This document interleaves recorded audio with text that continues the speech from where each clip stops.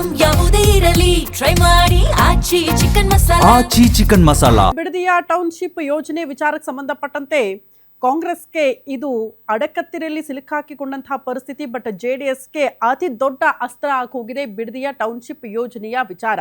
ಇದೇ ವಿಚಾರಕ್ಕೆ ಸಂಬಂಧಪಟ್ಟಂತೆ ಕೇಂದ್ರ ಸಚಿವ HD ಕುಮಾರಸ್ವಾಮಿ ಅವರು ರೈತರ ಪರವಾಗಿ ನಾವಿದ್ದೀವಿ, ಬೆಂಬಲ ಕೊಡ್ತಿದ್ದೀವಿ, ಯಾವುದೇ ಕಾರಣಕ್ಕೂ ರೈತರ ಭೂಮಿ ಕಸಿಯೋದಕ್ಕೆ ನಾವು ಬಿಡಲ್ಲ ಅಂತ ಹೋರಾಟಕ್ಕೆ ಇಳಿದಿದ್ದಾರೆ. JDSಗೆ ಅತಿ ದೊಡ್ಡ ರಾಜಕೀಯ ಅಸ್ತ್ರ. ಯೋಜನೆ ವಿರೋಧಿಸಿ ಇವತ್ತು ಬೃಹತ್ ಹೋರಾಟಕ್ಕೆ JDS ಪ್ಲಾನ್ ರೂಪಿಸಿದೆ.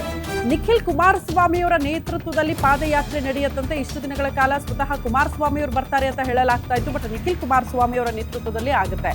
ನಮ್ಮ ಭೂಮಿ ನಮ್ಮ ಹಕ್ಕು ಅನ್ನೋ ವಿಚಾರವನ್ನ ಮುಂದಿಟ್ಟುಕೊಂಡು ಈ ಪಾದಯಾತ್ರೆಯನ್ನು ಹಮ್ಮಿಕೊಳ್ಳಲಾಗ್ತಾ ಇದೆ. ಯೋಜನೆ ವಿರೋಧಿಸಿ 2 ಹಂತಗಳಲ್ಲಿ ಪಾದಯಾತ್ರೆ ಆಗುತ್ತಂತೆ.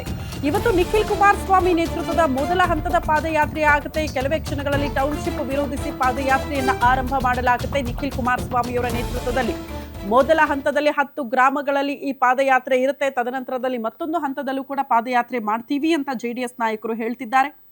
ನಮ್ಮ ಭೂಮಿ ನಮ್ಮ ಹಕ್ಕು ಹೆಸರಲ್ಲಿ ಬೃಹತ್ ಪಾದಯಾತ್ರೆ ಆಗ್ತಾ ಇರೋದು. ಕೆಲವೇ ಕ್ಷಣಗಳಲ್ಲಿ ನಿಖಿಲ್ ಕುಮಾರಸ್ವಾಮಿ ಅವರ ನೇತೃತ್ವದಲ್ಲಿ ಈ ಪಾದಯಾತ್ರೆ ಆರಂಭ ಆಗುತ್ತೆ.